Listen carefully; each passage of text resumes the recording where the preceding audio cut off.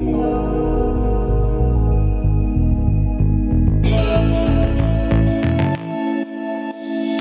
I think of aesthetic intelligence, I think of it as a representative of our values and our philosophy toward life.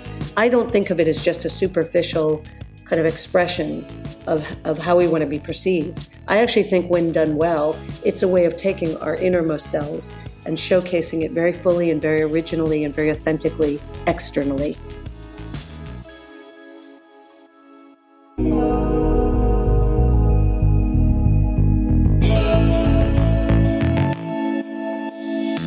Aloha, and welcome to another episode of the Groundswell Origins podcast, where I connect you to outstanding humans and sustainable ideas. I'm your host, Scott Martin. Today, we're going to be talking with Pauline Brown, who's really the pioneer in business aesthetics. She is the author of Aesthetic Intelligence and the owner of Aesthetic Intelligence Labs. She was the former chairman at Louis Vuitton Group, North America, and has worked with some of the most influential brands, everything from fashion, fragrances to fine wine. And she's got an incredible mastermind that I'm part of. And we're going to do a deep dive into what aesthetic intelligence means for business, marketing, the advantages, and some just incredible ideas. This is a very riveting episode. Her book is incredible. So without further ado, let's paddle in.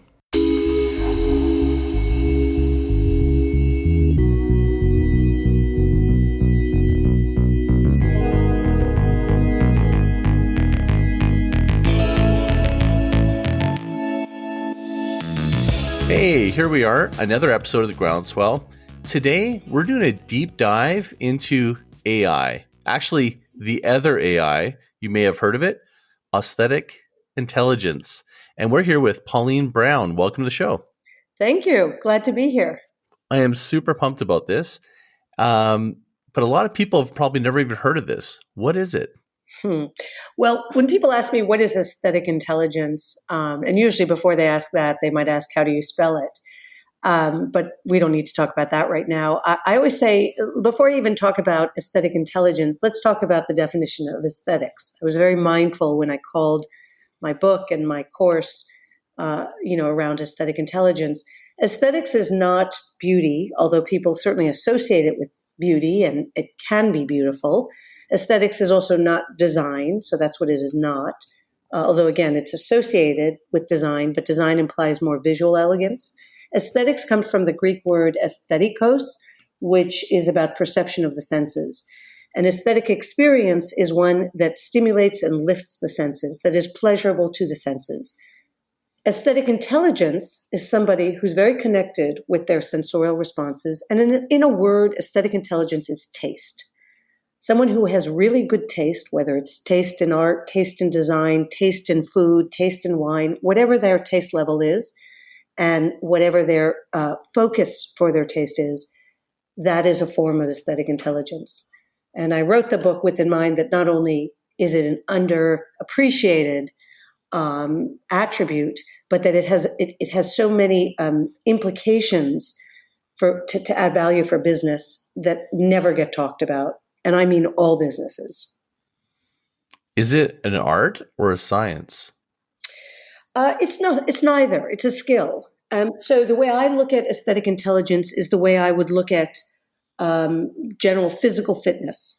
There are people who are born gifted. They are, whether it's structurally or in terms of their early exposure, well positioned to be Olympic champions.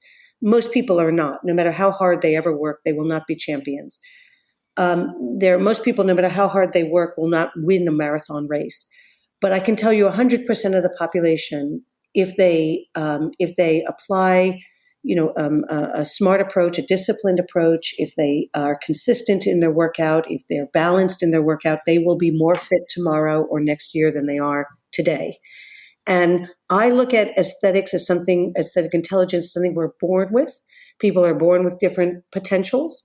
Some people have a great ear for music. Some people have a great nose for fragrance. But anyone who applies themselves can get better in any element of aesthetic intelligence. And it's incumbent on us to do what we can, which starts with just awareness. It doesn't end with awareness, but it starts with awareness. So it's neither an art nor a science, it's a practice. Can it be taught? Definitively. I give the example. So first of all, you don't have to teach a child to enjoy ice cream, but you do have to teach an adult to enjoy fine wine or coffee, or not, not innate tastes. They're acquired. And if you think of the best sommeliers in the world, staying with the wine analogy, these are people who, yes, they have gone through very intensive coursework. They've had a lot of exposure. They have developed their palate and their ability to differentiate between really fine wines and maybe just ordinary wine. But that is something that I would say it is learnt more than it is taught. And it's, to learn aesthetics, the other thing that comes up for me is like, I think of style, right? Like people have different styles. How is one aesthetic considered better than another? Like my wife doesn't think I have much style sometimes. So I'm like, I think I do. I think that the best example I can give, so I am not judgmental. I do think there's such a thing as bad taste, but I don't think there's a singular good taste. So example of a good taste. There are people who love classical music. There are people who love jazz music, and there are people who love punk rock music. I'm not here to tell you that any one of those music forms is more elevated or more tasteful than any other. But I am here to tell you that even in the milieu of folk rock, that there's great folk rock, and then there's banal, or introductory, elementary music forms. I can tell you when it comes to bad taste that nobody would go past a construction site and hear a jackhammer close to their ear and think that that sounds like music to my ears. Like there are certain things that are just noxious. There are certain smells that are noxious. There are certain textures, a pinprick doesn't feel good to anyone unless they're, not that mentally healthy. But cashmere feels great. Velour feels, or velvet can feel great. Certain furs can feel great. And what people are looking to feel and why it makes them feel great is where it becomes important. Why does somebody enjoy rock music, and to give them the tools to get better and better at the things that they already, for whatever reason, naturally gravitate to. That is what taste is about. So I think of it, I come from the world of fashion. There are so many archetypes of great fashion. And when I look at the great designers out there, there are some that I can appreciate, but I would never wear their clothes. But I know what they're doing, and I know why they're considered great. And I know that the skill it takes to execute on that talent is something that even the best designers in the world, they practice. The best musicians, they practice. And why is it that somehow we think that when it comes to enjoying our lives and applying our own taste to our everyday, whether it's our garden or the meals that we make, that we shouldn't somehow put some form of work and effort into it as well? We can only get better. We don't have to be masterful, but we should be better. That's a really great description. And what about generational? Because you look at something that was like aesthetically awesome in the 70s is maybe now, not aesthetically great. Is there permanence, or is it aesthetics in the moment, or is it just in the mind of the beholder? Yeah. So another way to ask that question is, what forms taste? Why do some people love rock music and other people love classical music? And what actually is grounds them in that passion? And I always say it's a combination of things. Studies show some portion of our individual taste is actually genetic. There are studies that show that just certain cultures, certain ethnicities prefer certain fragrances. For example, I was in the beauty business. I can tell you that Latin Americans gravitate much more to sweeter, sort of more fruity smells when it comes to perfume. Europeans more floral, Asians more spicy. And that is not simply cultural. There actually are different chemistries that we're looking to counterbalance.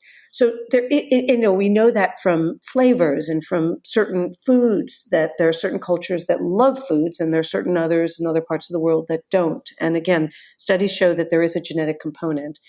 I think that's a small portion of it, though. There's a huge portion of it that has to do with what I call the temporal effect, which is when you were born. So, I was born in the mid-'60s. I came of age in the 80s and into the 90s, the influences that surrounded me of that era clearly helped shape what feels cool and modern and desirable to me. And those are very different influences than what my mother, say in the 50s, 40s, 50s, 60s experienced. The third piece is geography.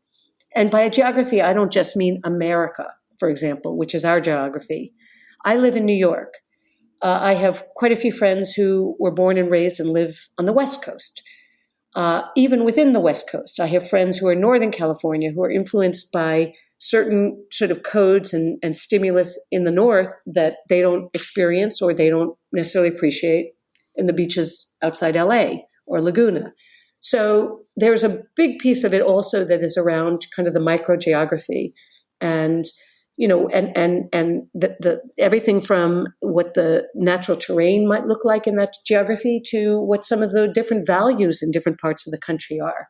I always say if Coco Chanel, if everything was the same about who that woman was genetically, in terms of her heritage, but she happened to be born in Frankfurt, Germany instead of Paris, France, we wouldn't know who she is. It just so happened that she was born and Paris was the center in the first half of the 20th century, from whence style and particularly fashion came. So there's an element of time, of place, of who we are, and then of course there's your family and some of the sort of more micro influences that shape who we are and our personality. And by the way, when I think of taste and when I think of aesthetic intelligence more broadly, I think of it as a representative of our values and our philosophy toward life. I don't think of it as just a superficial kind of expression of how we want to be perceived. I actually think when done well, it's a way of taking our innermost selves and showcasing it very fully and very originally and very authentically externally. Oh, that's a great explanation. When you say that, I think of a couple of things. One, I think of when you have a sense of style or aesthetics that's pleasing, that's a way of showing that you care. It's a way of demonstrating respect. Like I think when you're showing up to a meeting and you dress well, it is a sign of respect to a certain degree. I think so. I think it's as much as anything a show of respect also for yourself and for what you believe. And I, as I say, I don't pass judgment on people who have taste that isn't my taste. I can respect it enormously. I do pass judgment on people who are lazy, people who have some uniform, who live in very sort of generic spaces, who have no expression in any part of their life of how they feel or how they want others to feel around them. I think it is a form of respect, as you call it, and I think it's a form of also of connection. And it's like a form of expression. Yeah, like I mean, when I look at somebody that goes, like I'm driving on the street and I'll see every once, you've probably seen this, then they'll have like a grocery store, and I'm like, are you even going to try? Like that to me is like eye pollution, and you should be shot in the streets. Like you haven't even tried to contribute to our society to create sort of like this environment where we can experience it and actually experience, as you say, your personality or your vision. You have a really good quote, which is bringing personality and taste into your environment and ultimately into the products and services you offer is a way you differentiate your business. I love that. Well, I think it's nowadays probably the only way you can differentiate your business. 100 years ago, a company could compete on the basis of its speed to market or the fact that it had better scale, all the sort of fundamentals of industrial society. But now, that's proven to be a race to the bottom because there's always someone who's going to do it cheaper. There's always someone who's going to do it faster. There's always somebody who will come up with the next innovation. It's very hard to win on those dimensions. The other point I want to make on those dimensions is that they're more and more automated. So they're more and more a factor of, just the technology that is accessible to all of us. So like, why do we really go for any one brand over another brand or one service over another service? So much of it comes down to how it makes us feel. It doesn't come down to the functionality. The functionality is non-differentiated. And yet so few marketers, certainly when I was going to business school and studying marketing, I really wasn't trained to understand how to appeal to people emotionally as opposed to logically. And so a big part of my job was, well, how do you appeal to people emotionally? And how do you appeal to them emotionally, not through necessarily your words or your messages, but through what I call your codes, through the codes that you build around your brand that represent that value system that others can feel something toward, positive or negative. And by the way, I'd rather, if I'm in a company, I'd rather people have a negative reaction to my brand or my service than an indifferent one. Oh Because yeah, I everyone mean, would say they there's care. nothing worse than being hated than only being ignored, right? Well, certainly it's not good in business. We know that. To be Yeah. ignored is to be invisible, is to not exist. So what's these codes? Tell me more. Like, give me a little more of that. What that looks like. So I stole the concept from an old-fashioned fashion term, which is every haute couture house has what they call codes of the house. A code is a marker or an identifier of a brand that doesn't say the brand and doesn't necessarily sit on the saleable product. So, for example, a code can be, I'll take a high-end example and I'll take a mass example. Let's stick with the Coco Chanel one because I mentioned her earlier. Chanel is a fashion brand with an extraordinary number of codes. It's the double C. It's the quilted leather on the bags that even if another brand borrows, because she hasn't, that brand has not trademarked quilted leather. Even if another brand did it, you would think immediately, if you saw, especially if you saw black quilted leather, you would think Chanel. It's certain tweed fabrics that were very iconic to what her 1920s initial jacket designs looked like. I think the mix of faux pearls with a sort of very elegant, refined look. There's a whole set of codes that sometimes sit on the product, sometimes don't. But the minute you see them, meaning anyone who's even vaguely familiar with that brand comes to mind. Now, two points. One, it's not just for the domain of fashion or for luxury. So let's take McDonald's. McDonald's has a lot of codes too. McDonald's has the double arches. I don't need to see anything else. If I see those double arches, I immediately know what fast food place we're talking about. Ronald McDonald the clown. If I see someone in that outfit, in that costume, I immediately know what we're talking about. But what's interesting is it's not just these visual codes that I've been talking about. It can also be other sensorial ones. So, for example, if I walked by a restaurant and I smell McDonald's French fries, it's so distinct that in and of itself is a code. If I hear the Nokia ringtone, or some of the old jingles from advertisements going back to the 70s, Meow Meow Mix or whatever those are codes too. New York Times font is a code. The New York Times font, it's been a bit refined in the 100+ years since that, journal, the newspaper of record has been around. But if I were standing 100 feet away and I saw it, even though I can barely read from 10 feet away with my eyesight, I would recognize that as the New York Times. So a code is something that, and the more codes you have, the more sensorial or multisensorial they are, the more powerful, and I would say the more ownable they are. So let's go back to the Chanel example. Chanel owns a lot of codes, but one thing Chanel can never own is the color black, which is their trademark color. So they kind of gave that up. Whereas take a Tiffany. Tiffany owns that very iconic shade of robin shell blue. It's not just any old blue, it's robin shell blue. And so if you can own a color, if you can own a sound, if you can own a smell like a J&J baby powder, that is a very powerful code. And it's one that gets you a lot of value as a business. Isn't that brand guide? Like when we do like brand strategy and stuff. Is it more than that? So first of all, codes are never developed as codes. I should say that.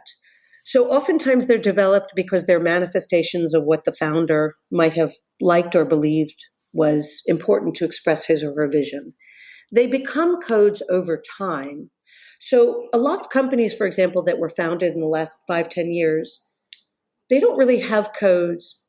They have potential codes.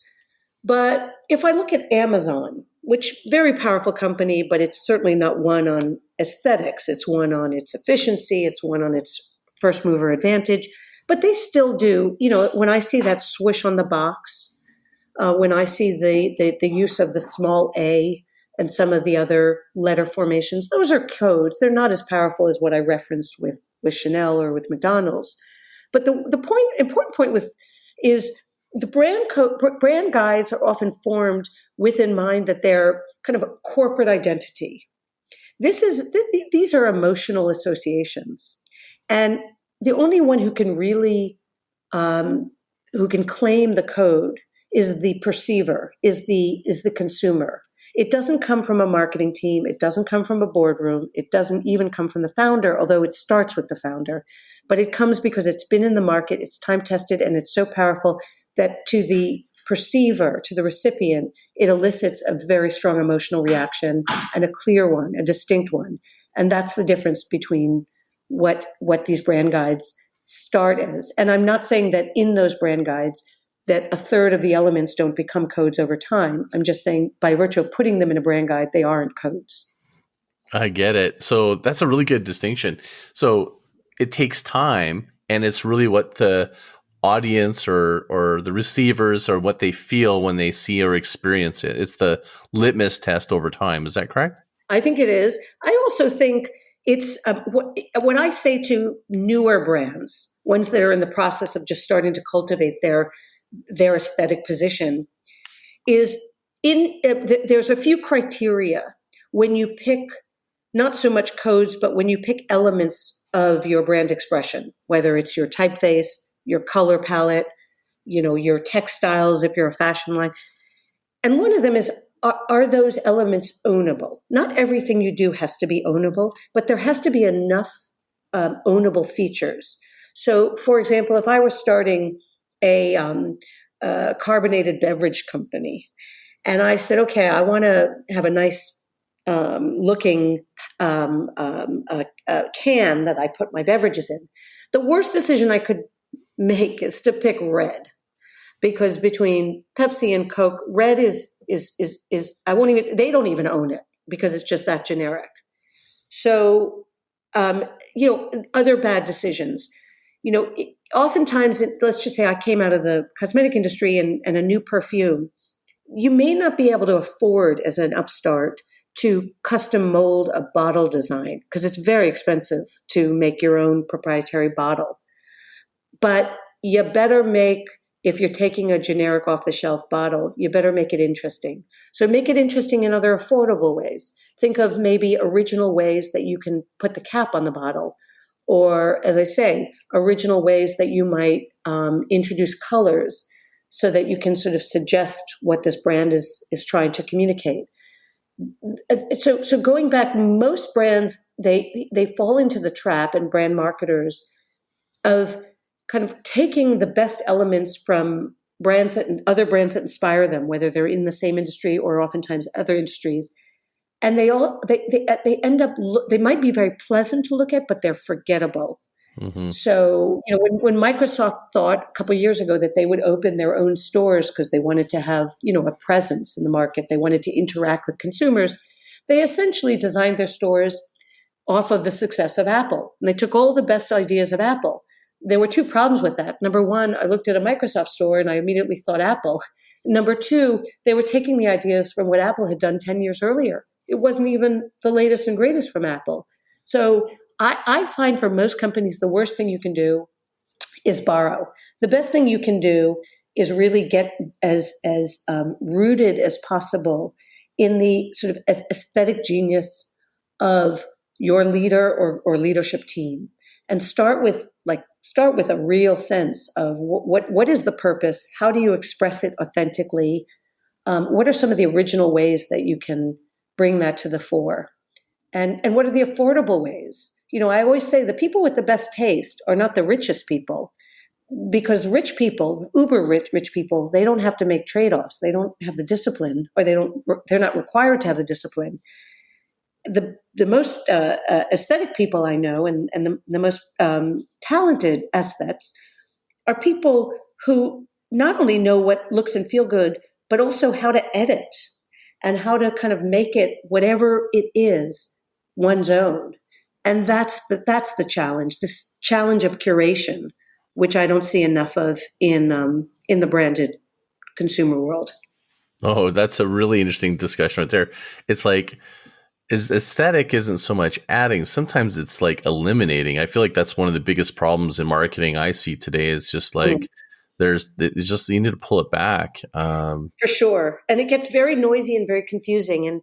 And so I always think, like if you think of a really well designed space, whether it's an apartment or it's an office, it usually has a narrator piece. It has something that anchors it, and then it has other things that kind of work toward that. And understanding the balance, and the way I would describe it in much more kind of generic term is, if you were going to make a great meal, you wouldn't start by saying, let me think of the 10 or 20 ingredients that I most like and how can I bring them all together. You would think about, if this is a pasta, how can I take that one ingredient and then complement it so that holistically it tells a great story or it makes for a great dish, right? It's not about the best ingredients all thrown in a pot. In fact, that would be, in many cases, probably inedible.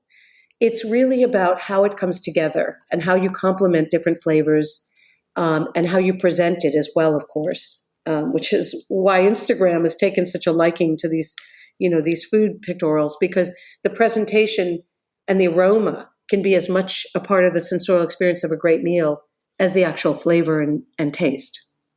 There was actually a company called DigiSense. They had the patent on digitally releasing scents, and they had the DNA code of every smell, and you could actually, I don't know whatever happened to it, but I thought that was going to be cool. Like, I think it's a cool idea. I think the real problem there is that the digital code was really just a fabrication, right? It was sort of a chemical combination that would replicate lemon or banana or whatever you're trying to smell.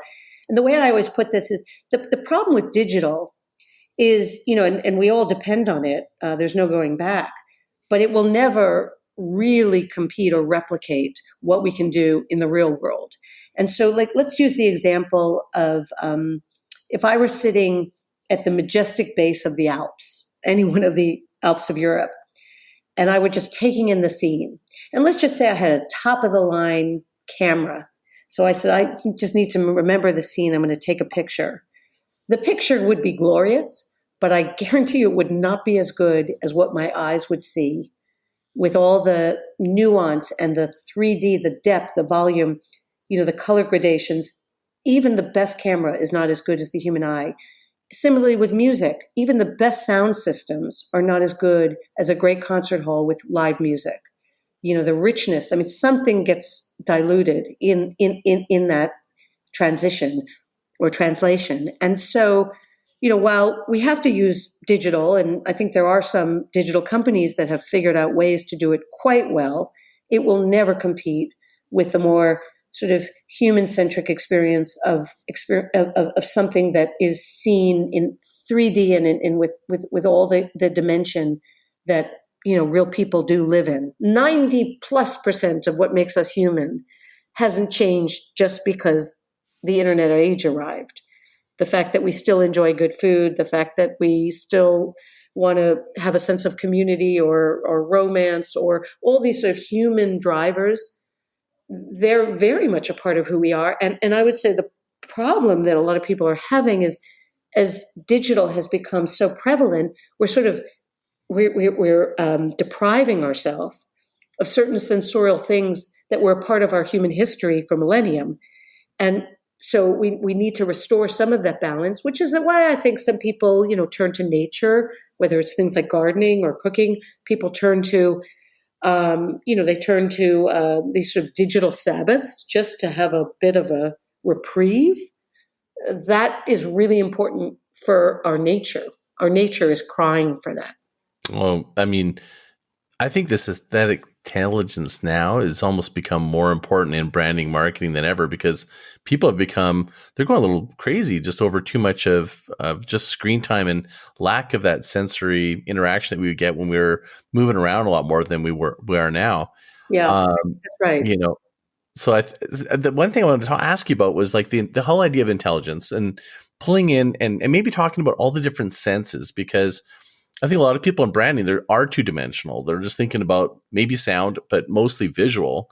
Mhm. And, I think of the smell of a new car, just like Mhm. how powerful that is, or the sound of Harley Davidson bike far away. Like I know exactly what that is. That's its code, as you Mhm. call it, if I'm Yep. not mistaken. I'm, I'm kind of wondering about this whole intelligence of being able to like really, when you go into branding and marketing your business, like looking at the entire sensory landscape, and can you architect it, or does it just happen? Because that's usually most marketers are going, okay, we have a brand guide, this our clients want these things, or does it just happen by accident? It becomes what occurs naturally. Well, I would say the answer is a bit of both. First of all, it's an iterative process. So rarely do you just put a brand guide together, much like most businesses weren't born on a strategic plan or a business plan, and then all of a sudden, it became exactly what everyone, projections are never what we expect. Mm-hmm. They're better than or worse than. I think I think of it as a directional, a very important directional roadmap. And when so to me, when it comes to these sort of all these sensorial cues, I think what's important here is, number one, to have the empathy to know that the person on the other end is not a shopper or customer or consumer. The person on the other end is human first, and that human has feelings that go well beyond, the sort of the logical processing of, well, how much is that item, or if I'm going to that hotel, how long am I going to stay there? Like they're not thinking quite so. We know this from politics. People make decisions based on their feelings. In fact, in branded goods, they say about on average 85% of the root driver of why someone buys one brand over another, or one service over another, is how it makes them feel.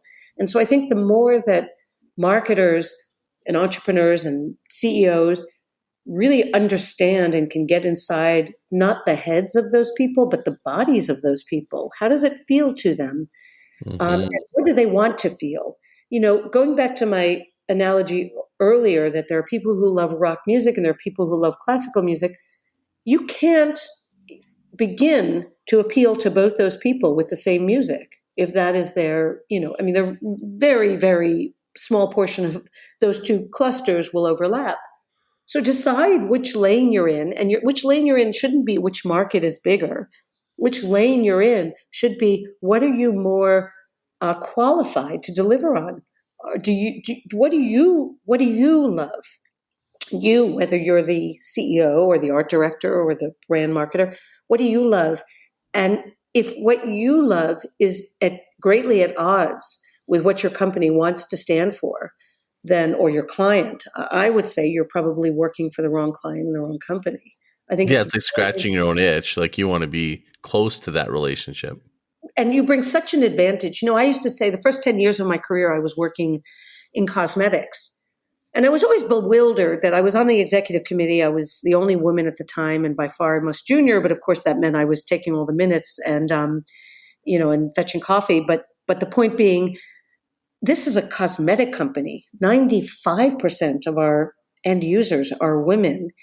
And I always felt like, didn't I have an advantage over the other members of this executive committee by virtue of the fact that I actually enjoy these products? And I not just enjoy seeing, my daughter or my sister, I enjoy it on myself. It just brought me closer. And I moved more and more into industries where I felt I had some advantage by virtue of understanding the consumer. And I think I would love to see corporate executives, agencies, and so forth take more of a stand in moving deeper into those that are aligned with their own tastes and their own values. Completely agree. And when you say values, that's an interesting one. I did an interview with David, who did a study called, I can't remember what it's called, but it's value graphics, Mm-hmm. where he basically proved that people buy based on value, not on all the things that we think, like demographics, saying demographics are dead. Completely agree. Mm. Isn't design and aesthetic a form of your value? I think of this. I go, when I was 18, I used to read Surfer magazine, and there was this lines would blur between what was a surfer, pictures of a spread of going in Hawaii, and then an ad. And the ad I enjoyed just as much as the article itself. And I thought that was really cool, that I was like, in business, this is before I was in marketing, but I was like, wow, I would love to be able to create ads that I actually viewed as content, because it would kind of connected with me in a different way. It didn't feel like advertising. Mm-hmm. And to me, that would be a really interesting angle for marketers to have an aesthetic intelligence to connect with the user, to kind of go, it's not about selling me, it's about connecting the values, or, Right. in a different way. And I think they try to do that. But do you know what I'm saying? Like, when it's Look, I understand the tension that at the end of the day, people need to make a living. At the end of the day, companies need to make a profit, and there's all these practical considerations. And I often think, what I'm saying, it's very utopic, and I get that. But and the way I reconcile is, I always say, let's go back to aesthetic intelligence.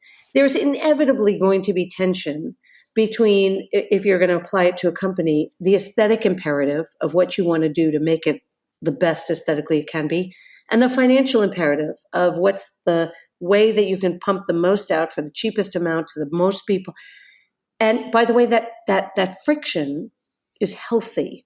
I would be worried if it's all aesthetic, then we're talking art, and that's not this conversation. If it's all financial, then we're talking commodity, and that's not this conversation. There should be friction.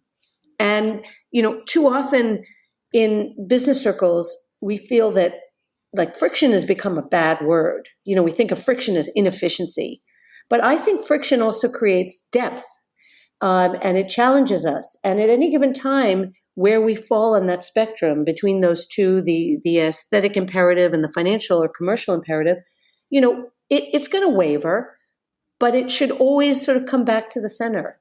And that's what I would argue for. I'm certainly not arguing that aesthetics at all cost, or, at the expense of making wise business decisions, is the way to go. We just need to be more balanced than we have been for a long time. What's been your experience with, like, applying this aesthetic intelligence imperative in their business, and what have been the impacts on business that you've seen, that ones that have really, outside of, you said Chanel and stuff, like those are notable ones that you're making the example, but I'm thinking about businesses that are applying what you're saying, going, you can learn this, and you've seen them apply it, and they've had a massive change in their business. Well, it's still early with regards to the vernacular I'm using. Mm-hmm. But I'm finding more and more big companies realizing that the way they've been doing business for the last many decades isn't working anymore. They got away with it for a long time by virtue of their market advantage and their resources. It doesn't work anymore.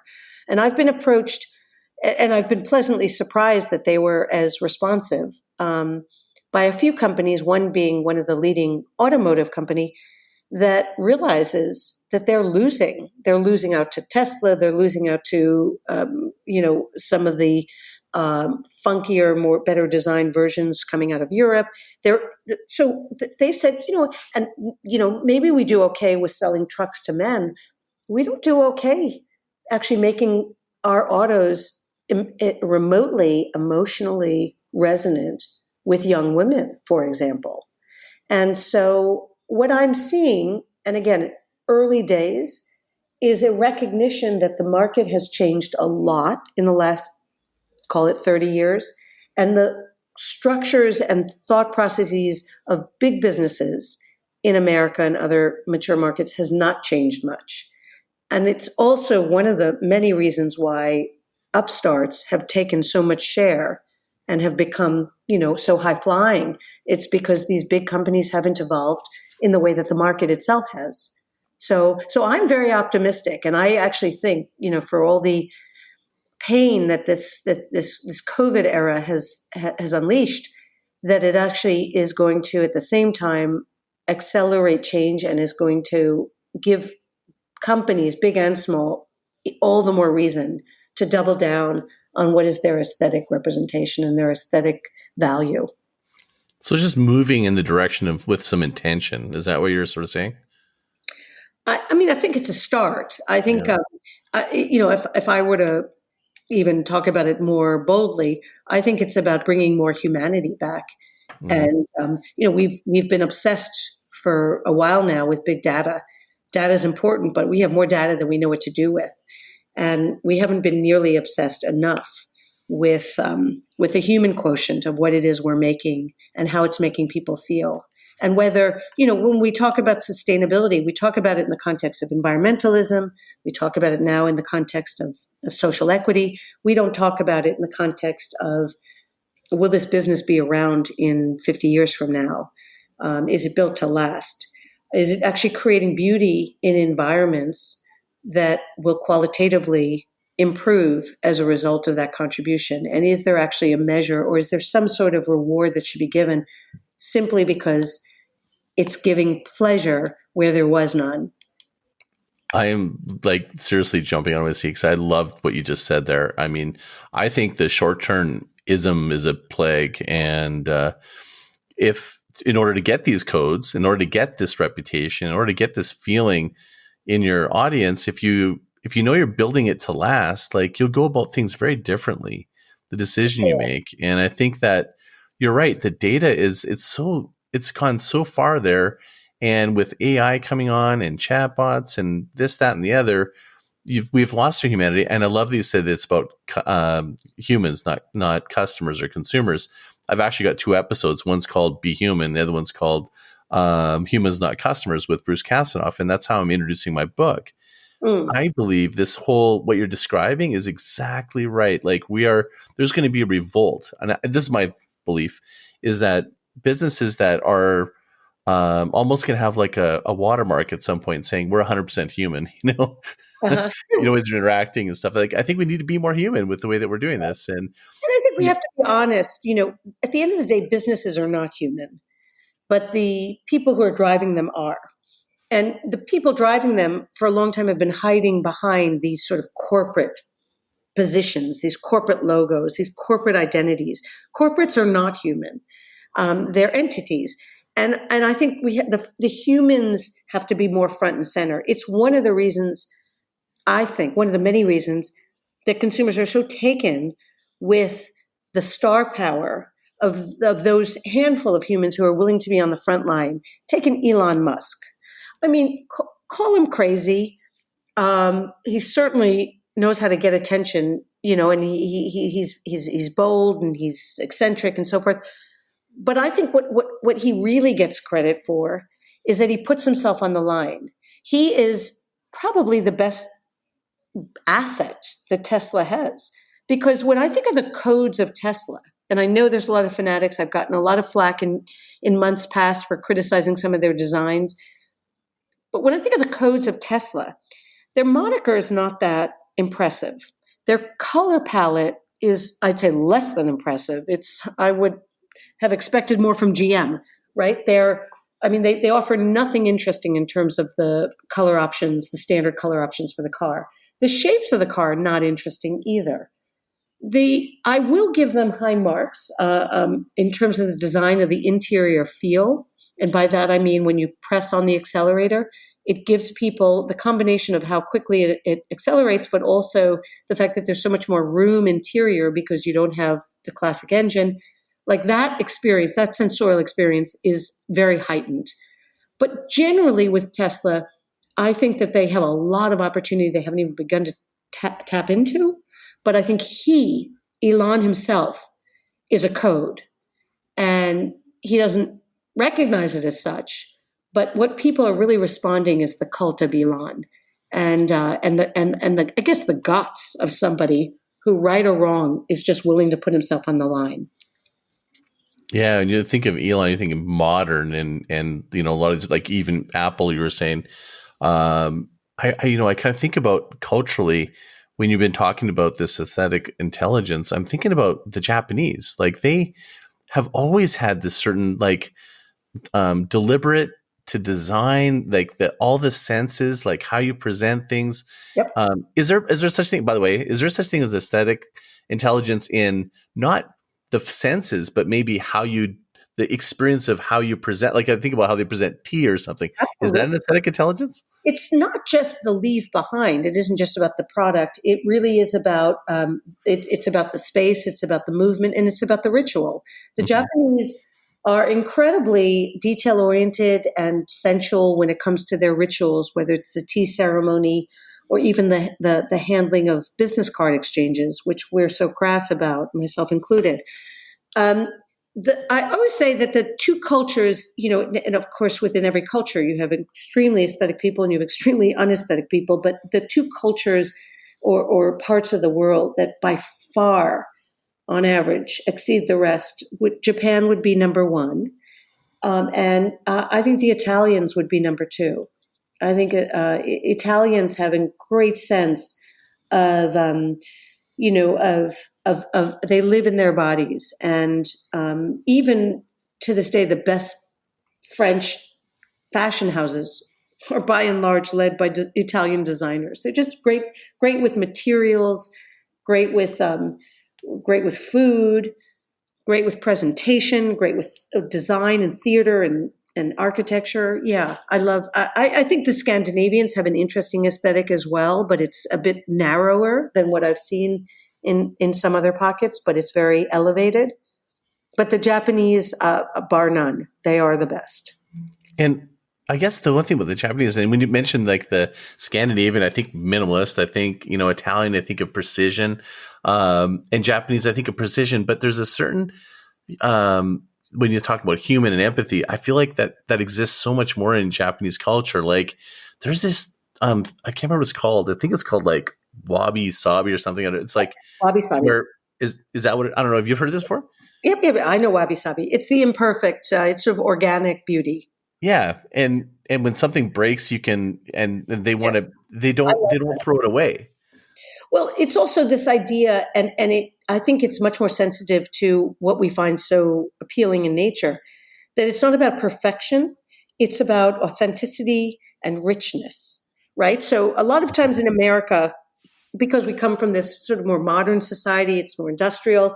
So to be considered well designed is very neat and very structured and very architected. And the problem in all that is it becomes less and less natural. It's quite good if you're in technology, but it's not good if you're in, say, botany, or if you're in areas that require a bit more kind of bodily enjoyment. And I think the Japanese, their attention to detail, their sensuality, I think that's what comes through, among other things, with the wabi sabi concept. Yeah, that's super interesting. I first heard that from a speech with Tony Robbins. He was describing they would fix a teacup with gold or something like that. I forgot what I was going to ask you. I did have a question about. I just lost my thought. I'm just trying to think about. I think it was because I was clapping a little fly. Oh, That flew in that's front of good. my terminal.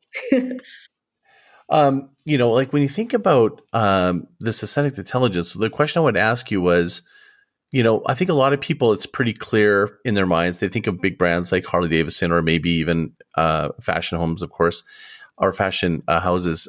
Where is it unconventional? Like this, you're talking about this for business, but this can span into Oh yeah, B2B and manufacturing. Like, give me some examples of like where you're going, wow, they really nailed it in a place that you wouldn't expect. there's so many. So I'll give you two or three examples right off the bat. So one is Smeg. Do you know Smeg? No, I don't know what that is. Smeg, SMEG, is this sort of retro brand that, and if you Google it, I think you'll recognize some of the pieces. But they're best known for their toasters. They're on fridges, a few other kitchen appliances, and they've brought a sense of fun and whimsy and a bit of kind of retro design to categories that are otherwise very kind of generic. I put them in the same category as our the Dyer. Oh, sorry, scratch that. I put them in the same category as the Dyson vacuum cleaner. Mm-hmm. I mean, historically, a vacuum cleaner had one function and one function only, which is scoop up as much dust and dirt from the floor as possible in, as cheap an item and as powerful a suction as possible. And all of a sudden, Dyson, industrial engineer, but he comes from a fine arts background, said, well, why does it have to look so clunky? And why can't it feel a bit elegant in the hand to the touch in terms of the materials and in terms of the even the color palette? And he designed a vacuum cleaner that people said, many observers thought no one would ever pay, that much more for that one over, the. I own one. They're awesome. They're awesome. They look cool. They look cool. Yeah. They work well. They feel good to the touch. And at some point, we don't even think of it. You don't think you spent, 3x what you might have spent for a more conventional vacuum cleaner. You think you got one that has great utility and makes you feel good.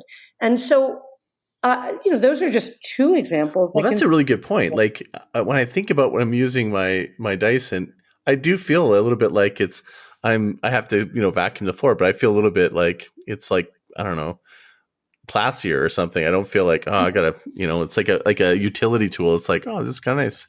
And I mean, we see this all the time with food products where, they'll take something that has been around forever and just come up with an interesting way to present it or to serve it. Those kind of innovations, those aesthetic innovations, they can happen in any form. They can happen, in the way things are packaged, in the way they're presented. I mean, when I was at Estee Lauder companies back in the day, one of the acquisitions I worked on was Jo Malone, which is a fragrance brand. Jo Malone was just a small perfumer in London. She didn't do anything that any of the big fragrance houses couldn't have competed with. But her big innovation is she wanted every every item of fragrance she sold to feel like a gift, whether you were buying it for yourself or someone else. Mm-hmm. And so she put ribbons around it, and she put a lot of attention into her paper bags. For a few cents more, it was a paper bag that kind of corresponded beautifully with the rest of the box and with the rest of the items. And, oftentimes people think, well, to really add the aesthetic value, it's going to take a lot more money. It's going to take investment. And sometimes it does. I mean, if I'm opening a store for Chanel and hiring the likes of a Peter Marino, one of the big architects for retail, I have to expect it's going to be a multi-million-dollar project. Mm-hmm. There are so many decisions we're already making that we could just make more aesthetically. So, for example, if you are, going to redo your office, now you can go to Knoll and get the top of the line furniture or not, but you're going to paint the walls. And the idea that you're going to paint it one color or another color or some grouping of colors, that's just about being mindful. You're going to put flooring down, whether it's carpet or tile, at every price point. You have so many permutations. And just to be mindful of how do the combination of these different elements make people feel, and how do I want people to feel? And at every budget, you can do better. With in mind that, I call those elements invisible design. There are things we recognize. We walk in a room or we look at a product. There are things we recognize as being powerful. And then there's a lot of things we don't even recognize it, but it actually is powerful and it's important. You touched on so many things there, and being mindful.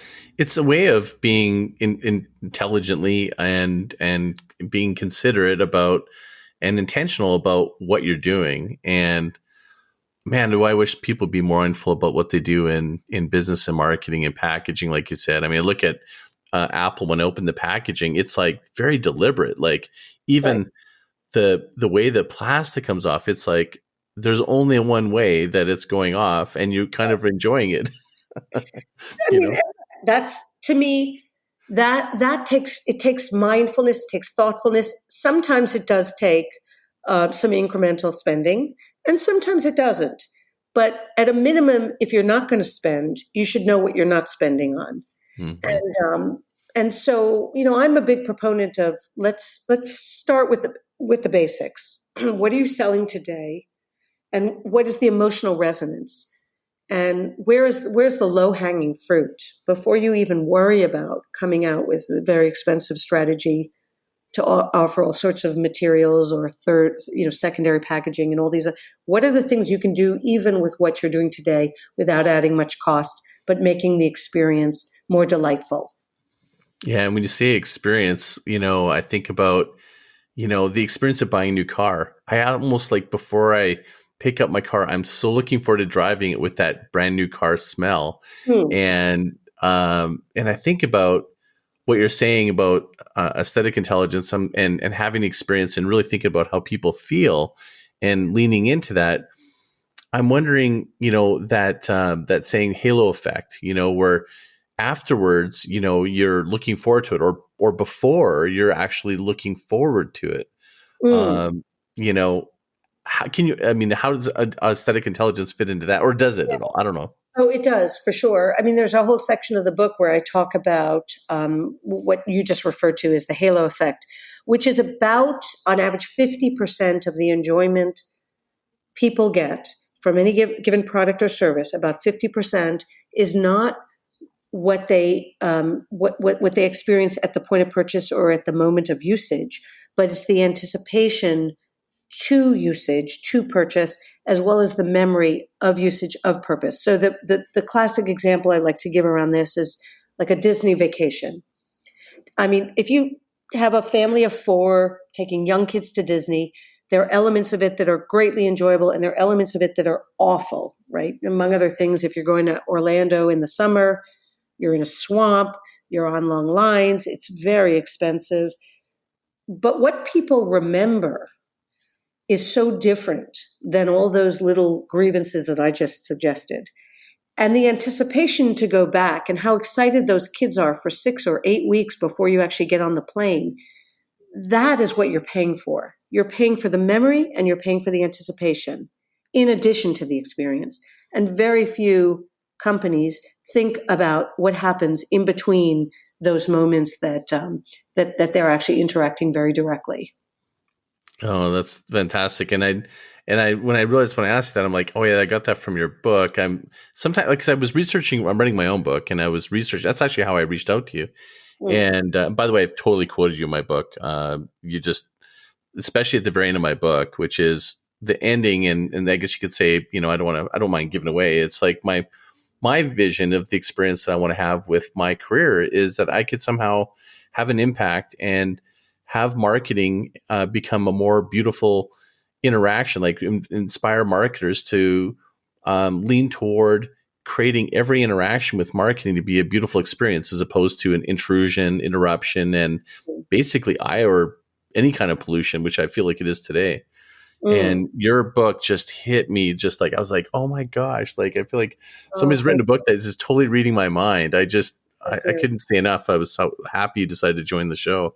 Thank you, thank you, thank you. Well, let me just say, if I had my way, I want marketers to think of themselves not as infomercial producers, but as Oscar-winning directors, right? And a great marketer is not about pushing a product, which is what we see when we're looking at the likes of a QVC or any infomercial. A great marketer is really about telling a story and where the product almost sells itself. And, Steven Spielberg, I don't think he worries all that much about selling. I think he worries about creation. And I think marketers are creative and they are creators. Love it. What a great way to end the episode. Thank you so much for being on the show. Well, thank you for having me. It really was a pleasure talking to you. And I can't wait to read your book. Oh, man, I'm going to be making sure I get that to you and love to talk to you a little more about that when we wrap up here. Is there anywhere you like to send people to follow you? So I have my own website, which is aestheticintelligence.com. I mentioned right at the kickoff of the show that some people get stumped on the spelling. I spell aesthetics aesthetices. So aestheticintelligence.com. And from there, I have links to my SiriusXM radio shows.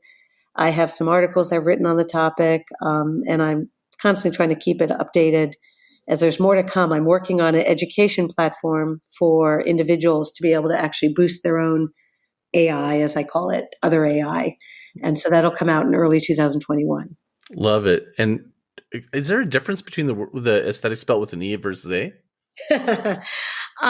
So the only answer is yes. I prefer it with the A. I kind of like the aesthetic. Looks better.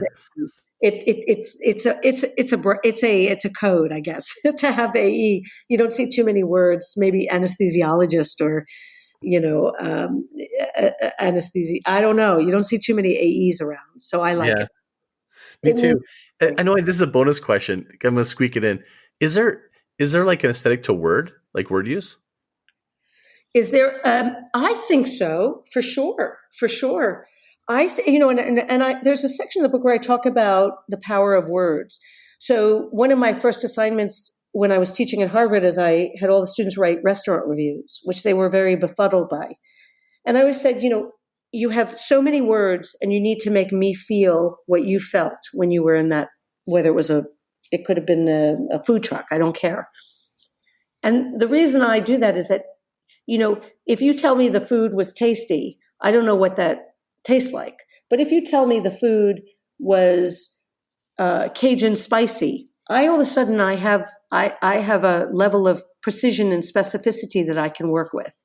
So I think word choice is very important in terms of the articulation of an aesthetic and the ability to really precisely say what you're intending to say or to have other people feel. That's kind of how I feel. That's why I open my segments with aloha and I end it with mahalo. It's like out of respect to my audience. I want them to feel this is warm. It's a conversation. It's approachable. And it just has a different feeling, Well, and I think of Hawaii and I think of warmth and I think of a little bit of exotica, and it's a getaway, right? Very few people kind of work in wealth management living in Hawaii, right? You're going there to just really cut loose. And I think that's the tone of your podcast. So I love it. Good job. Thank you. Yeah, I really appreciate that. And thank you again for being on the show, and to everyone listening, getting that little bonus round. I'm super stoked that I got that one in. I just want to thank you again for being on the show, and everyone that's listening. Hey, if you want to let me know what you'd like to hear about the show or someone else on the guest or feedback, there's a microphone at groundswell.fm. And until next time, mahalo.